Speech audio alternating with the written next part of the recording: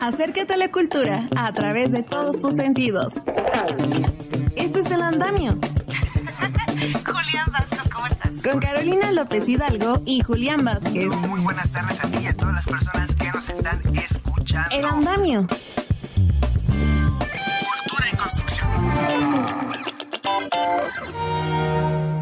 Hola, ¿qué tal? Muy buenas tardes, bienvenidos al Andamio, a este jueves 14 de marzo. Muchísimas gracias por seguir sintonizándonos, por seguir aquí, ser parte de este andamiaje. Y bueno, pues con esta música estamos recordando a George Philip Telemann, que nació en un día como hoy, pero de 1681. Él es un compositor de música alemán, pero cuya música es utilizada hoy en día, sobre todo para las personas que tienen problemas cerebrovasculares, Parkinson o Alzheimer. La verdad es que además escucharlo para trabajar, se los prometo, es maravilloso. También recordamos a Johann Strauss, compositor austriaco, que él nace en 1804, y a Albert Einstein, físico alemán, Nobel de Física en 1922. Y fíjense que otro gran físico, pero británico, fue Stephen Hawking, quien murió en un día como hoy, pero del 2018. En la información, hoy los invitamos a ver la película Carretón del Desierto, una crónica de un espacio que sirve como casa, refugio, teatrino para llevar el arte a lugares alejados de Zacatecas y San Luis Potosí, porque tuvimos entrevista con sus productores y directores.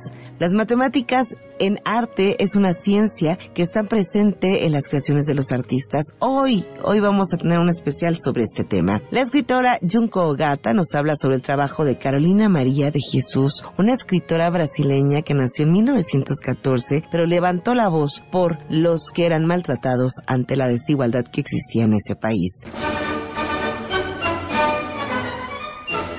Muchísimas gracias por estar con nosotros. Los invitamos a que nos busquen y nos sigan en Facebook, X e Instagram como @elandamio. Tenemos también el YouTube, el programa El Andamio Imer, el sitio noticias.imer.mx, /El Andamio, pero también algo más directo, WhatsApp, mensajito al 55 66 31 24 27. Y los teléfonos de cabina, 55 56 28 17 36 o 55 56 28 17 37. Muchísimas gracias a usted que nos escucha a través de Horizonte en el 107.9 de frecuencia modulada y a los que nos escuchan en Radio México Internacional. Tengo el gusto de presentarles a todos ustedes el humilde, pero sin igual, Carretón del Desierto. No una carruchilla de esas cualquiera de las milpas, no. Un carretón, venido de tiempo y tierras lejanas.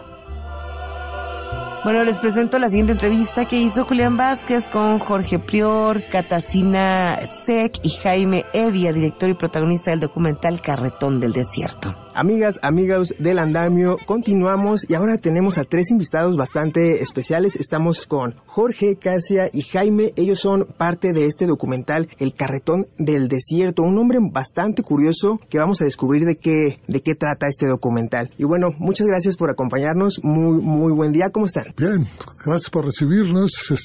Estamos contentos y que conozcan lo que hacemos. Perfecto. Y justo esa es la primera pregunta. Jorge, primero que nada, ¿de qué trata este documental? ¿Qué historia cuenta? Pues cuenta la historia de 2 amigos, de 2 locos, de 2 que encontré y que los busqué y que a lo largo de los años y que hacen algo que muchos deberíamos hacer, que nadie hace, pero van en un carretón en los desiertos de San Luis Potosí y de Zacatecas y lugares cercanos. Y ese carretón lleva a toda su familia, que son muchísimos títeres, y van buscando pequeñas comunidades, pequeños lugares donde dan funciones de títeres en lugares en los que nunca se ha presentado nada. Y entonces este carretón es su casa, es su transporte, se vuelve teatro, se vuelve todo. Entonces todo está centrado sobre esto que es el carretón del del desierto. Wow. Y bueno, por si no lo han escuchado, pues también nos acompañan los protagonistas de esta cinta, Katarzyna Sek y Jaime Evia, de orígenes muy distintos. Katarzyna de Polonia, Jaime de España. ¿Cómo fue que se encontraron? Y aún más interesante, ¿cómo viniendo de orígenes tan distintos, pues encontraron una vida en común en el arte de, pues, titiritero? ¿Cómo fue eso? ¿Cómo se encontraron? Nos encontramos porque la vida nos puso así, en un lugar muy chiquito en este mundo, la parte más alejana de México, que es la India. Así, ahí anduve yo, ahí andaba Jaime, coincidimos y ahí nos conocimos. Y luego quedamos vernos en Europa, así de amiguetes, y ahí seguimos. Ya son casi 20 años. Y bueno, Jaime, ¿qué fue esto que los impulsó a, bueno, estando en Europa, después en India y en México, qué los movió a venir al país y sobre todo venir pues de una forma un poco inusual, el hecho de estar en un carretón haciendo funciones de teatro, de arte, con títeres? ¿Cómo estuvo eso? En España hay un vínculo fuerte con México. Yo tenía muchos amigos mexicanos. Aparte del teatro, siempre hemos tenido un amor profundo por el monte, por la vida libre. Entonces el primer contacto con México, pues llegamos, descubrimos el desierto, nos fascinó y llevábamos pues una marioneta en una mochila nada más. Es un poco como por ver un poco lo que hacemos, pero entonces vimos que bueno, pues que hay muchísimas comunidades rurales que no llega absolutamente nada, que también nos gustaban mucho los caballos y que México, en las comunidades rurales, si es posible, si uno vive ahí, vivir de esta forma que ya en otros contextos es impensable. Entonces pues fue un proceso. En los primeros años, pues así como te dije, íbamos a pie. Después de un proceso largo aparecieron los caballos. Y luego, un poco siguiendo una antigua tradición que había en España, en el sur de Italia, ¿no? Que era el cómico de la legua, los cómicos errantes. Pues hicimos lo que dice una utopía personal materializada, ¿no? Que era un poco retomar cómo vivían en 1800 los carretones de cómicos que llevaban los títeres, llevaban el teatro, un poco descentralizar la cultura a comunidades rurales. Y milagrosamente pues hubo muy buena aceptación y todavía seguimos en esta aventura. Jorge, bueno, esta película retrata una región, Zacatecas, San Luis Potosí, de una forma muy diferente. De alguna manera cambia la narrativa que se ha estado reflejando a nivel audiovisual, de cine, tele, pues de cómo se ve México, cómo se ve estas zonas, tanto del norte como del sur, inundadas de violencia. Esta película muestra otra cara diferente. ¿Crees que este documental de alguna manera puede contribuir a seguir, pues, cambiando, pues, esta narrativa, a ver el lado, pues, de esperanza que tiene el país, porque obviamente lo tiene? Lo padre de la película es que es otro México. Que es un México que nos gustaría que se esparciera, que estuviera en todos lados. Y es ver, por ejemplo, ellos dan unos talleres, cómo el arte puede transformar a la gente, como el arte, o sea, yo vi los talleres que daban y chavitos, niñas rurales, ¿no? Que son muy tímidos, que tienen dificultades para expresarse, a través de las marionetas, a través de cantar, a través de gritar, logran tener una seguridad en sí mismos y poder representar una obra de teatro. Y entonces el conocer el arte y el conocer las expresiones corporales y demás, permite que la gente piense de otra manera, que se acerquen a libros, que se acerquen al arte, y eso es lo que falta muchísimo en este país. Y es increíble que nadie más que ellos lo hacen, ¿no? Y en los lugares más alejados. Y además en unos lugares donde también por ahí hay mucha violencia y pasan muchas cosas. Sin embargo, este carretón lleva un mensaje de paz y de tranquilidad y de amor, y a los niños sobre todo, que ojalá se multiplique, quienes vean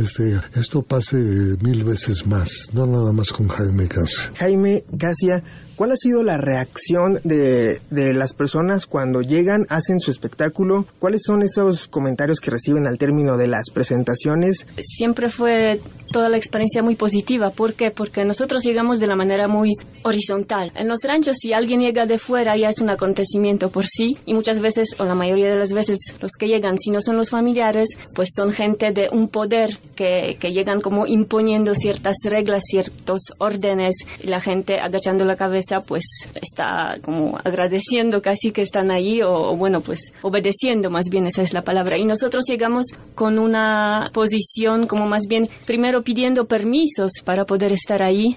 estamos a la voluntad de ellos, son ellos que nos ayudan, nos dicen dónde ponerse, dónde qué comer, nos ayudan con la comida. O sea, ellos ven que son ellos que nos reciben y gracias a ellos podemos estar ahí. Y pienso que esta relación tan horizontal nos permite otro tipo de relación más humana, más directa. Y siempre es bonito, ¿no? Cuando tú te relacionas así como muy cercano al otro ser, es cuando la relación es más honesta. Claro, nosotros vivimos en unos parajes donde sí se escucha de la agresión y de cosas muy feas, pero intentamos crear otra realidad porque yo pienso que la realidad no es algo estable, ¿no? Es algo muy fluido y realmente es como tú la ves y como tú la creas. Entonces nuestra realidad, pues ya la verán, o sea, una parte en la película de Jorge. Así creo que, como dice Kasia, es como muy importante también el que la comunidad sienta como su empoderamiento. Muchas como cosas que se consiguieron en la Revolución Mexicana, como los ejidos, como las tierras comunales en el sur. Es decir, que una comunidad tenga una autonomía, porque tienen su organización, hay un juez, hay un comisariado, y que se respete el poder de la comunidad, creo que es algo muy básico y muy importante, que no se debe perder ese objetivo, ¿no? Entonces, ya en el momento que ya las autoridades de una comunidad dan la luz verde, el visto bueno, aquí pueden dejar sus animales, aquí se pueden acampar, también tenemos problemática común, ellos tienen animales, tienen caballos, no estás hablando de algo que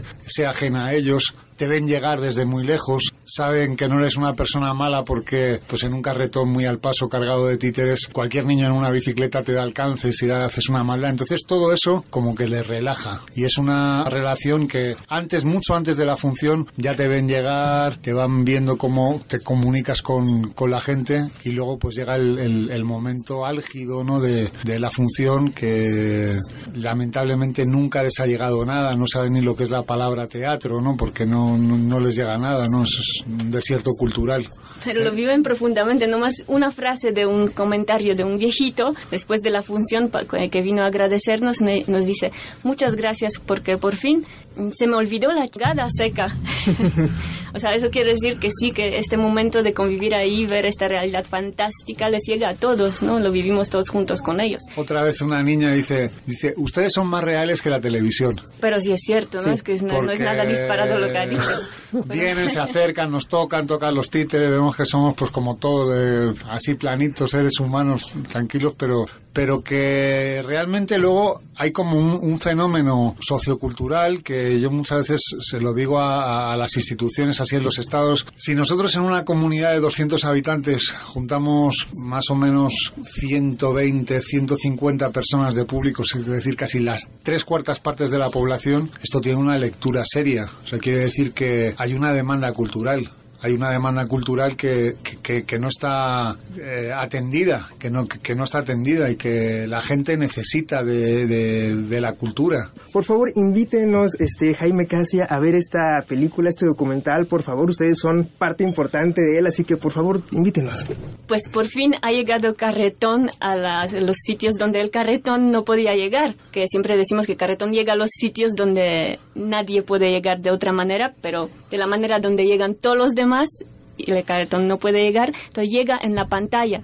Entonces, por favor, acudan y para verlo, para que nos conozcan y a lo mejor de alguna manera por fin nosotros nos podemos conocer a algunos de ustedes, porque sé que luego hay como llamadas, mensajes y nosotros estamos como ampliando nuestra red de amistades y es la única manera que nos podemos conectar con todos ustedes, los que ahora no vemos, nomás nos escuchan. Y con un breve inciso también invitarles, porque paralelamente a la película vamos a hacer una única función de títeres. Hemos tenido una función que la vamos a hacer en el Foro Colibrí. Nos pueden seguir en las redes, en el Carretón del Desierto, Producciones Volcán. Va a ser una única función de títeres, complemento de la película. Se llama Huellas que no borra el viento, la leyenda del burrito bailarín. Es una función de títeres basada en hechos rurales, un complemento en vivo de la película. Y va a ser una única función el sábado 16 a las 12 del mediodía en el Foro Colibrí. Perfecto. Pues bueno, Katarzyna Sek, Jaime Evia, Jorge Puer, muchísimas gracias por subirse con nosotros al andamio y muchísimas gracias por enseñarnos más de este carretón que la verdad es muy hermoso, ¿por qué no decirlo? Muchísimas gracias por acompañarnos. Muchas gracias. Nos vemos. Continuamos en el andamio. El andamio. Cultura y construcción. ¿Ustedes han escuchado hablar de Carolina María de Jesús? Bueno, ella es una escritora brasileña que nace a inicios del siglo pasado y sobre todo se dio a la labor de destacar, de subrayar, de levantar la voz por estas desigualdades sociales que se dieron en Brasil. Hola, soy Yumko Ogata Aguilar, escritora y educadora de antirracismo. Hoy quiero hablarles sobre Carolina María de Jesús, escritora brasileña nacida en 1914.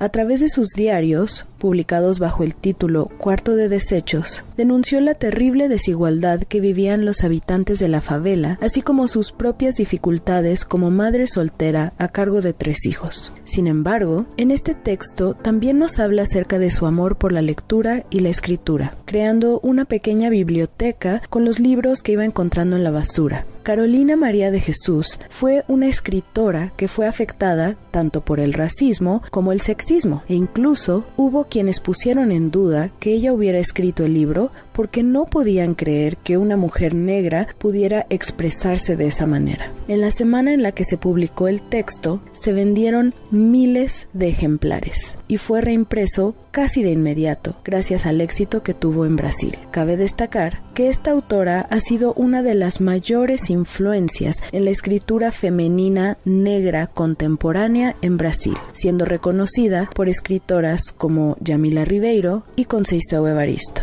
Aunque la autora falleció en 1977, en los últimos años ha ocurrido un renovado interés en la obra de Carolina María de Jesús, teniendo como resultado la publicación de textos póstumos de su autoría, así como nuevas ediciones de los libros que ya tenía publicados. A Carolina María de Jesús la pueden leer en la colección de Vindictas, novela y memoria de Libros UNAM.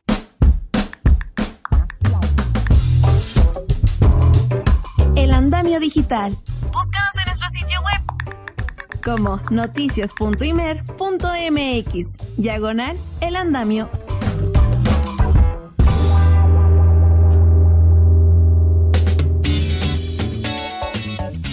Bueno, hoy conmemoramos el día de Pi con un recuento de los usos que algunos músicos han utilizado con esta ciencia, las matemáticas, desde cambios de compás inusuales hasta rock inspirado en secuencias binarias. Explorar cómo esta ciencia se entrelaza entre el arte y la música. La información con Julián Vázquez. La matemática es la ciencia que estudia el razonamiento, partiendo de un axioma deriva en conocimiento. Es ciencia deductiva que aprende estructura abstracta, de números, de símbolos hasta el manejo en plata. La aritmética, el álgebra que se aplica en la física. La ames o la odies, la relación de las matemáticas con el mundo que nos rodea no se puede negar. Con esta ciencia podemos entender fenómenos espaciales a millones de kilómetros de distancia o saber que hoy es jueves. Aunque también se pueden crear canciones como la que estás escuchando en estos momentos.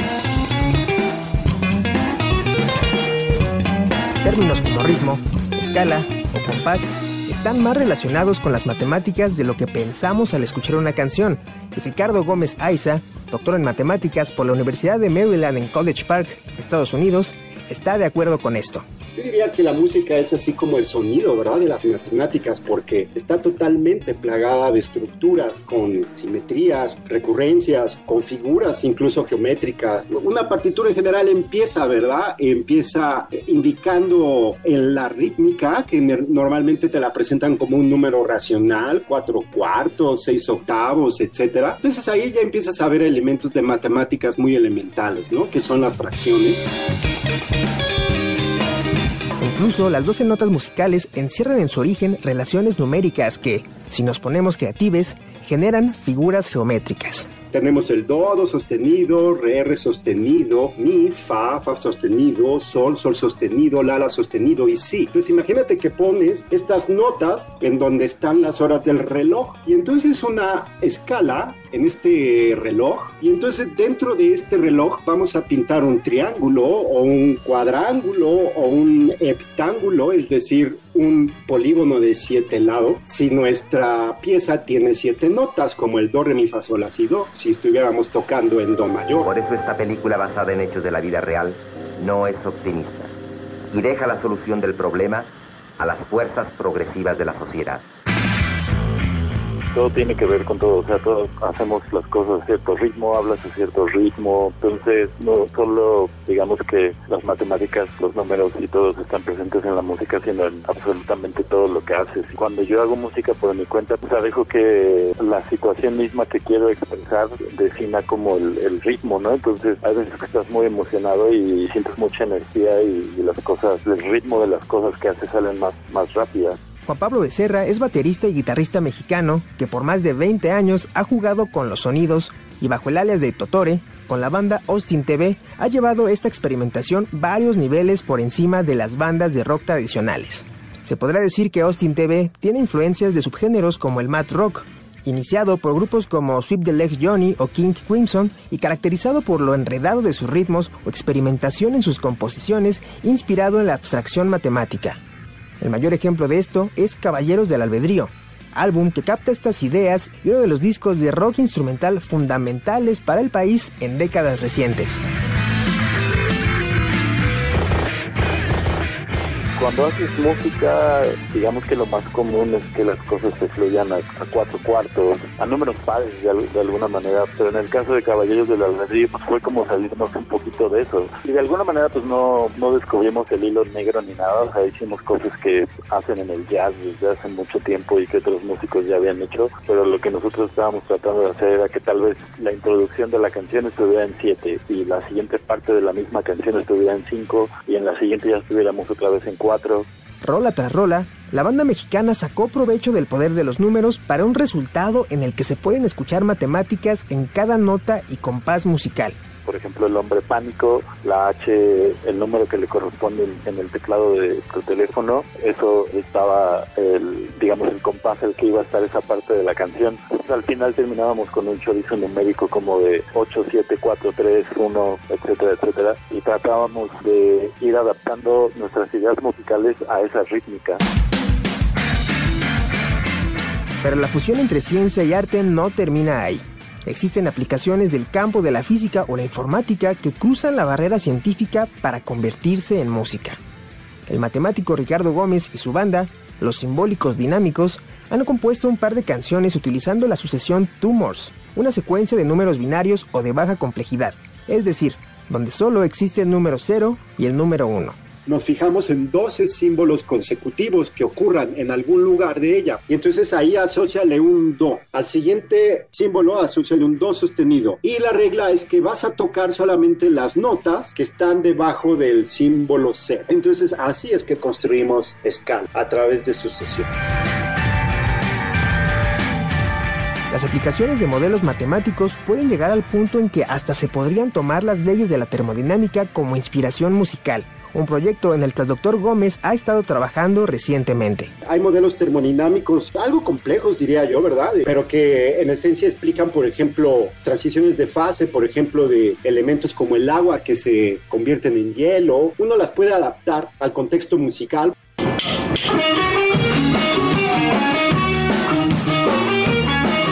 Para Totore, el uso de modelos matemáticos, sea intencional o no al momento de hacer música, es un reto que permite que la creatividad escale varios niveles. Es normal que de pronto descubras ciertas formulitas que te funcionan y que sabes que si las repites te van a funcionar y mientras más las repitas más te van a funcionar porque te vas volviendo experto en desarrollar esas formulitas y no hay nada de malo con que, digamos, repitas esas formulitas para tener éxito en tus creaciones musicales, pero pues también llega un momento en el que te dan ganas como de explorar por otros lados para descubrir nuevas cosas y ponerte nuevos retos. Los límites entre ciencia y arte no existen. Y el trabajo de Austin TV o Los Simbólicos Dinámicos son prueba de ello.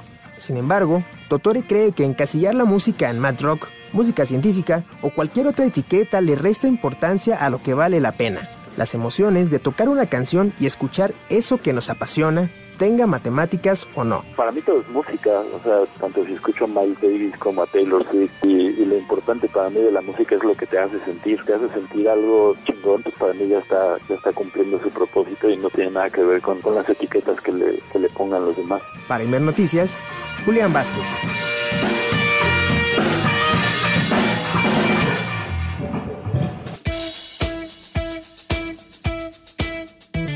Pues muchísimas gracias por acompañarnos durante estos 30 minutos. Me despido. Soy Carolina López Hidalgo y a nombre de este gran equipo, Julián Vázquez, Adrián Cebes, José Luis Plasencia, Gabriel Ortiz, Max Pérez. Muchísimas gracias por estar con nosotros. Disfrute, celebre, goce de la vida. Los dejamos mientras en la barra musical con Tony Ríos, en Horizonte Jazz y también en Radio México Internacional con Miriam Rodríguez. Un abrazo, un beso, pórtese mal. Las opiniones aquí expresadas son responsabilidad de sus autores y no representan la posición editorial de Imer Noticias.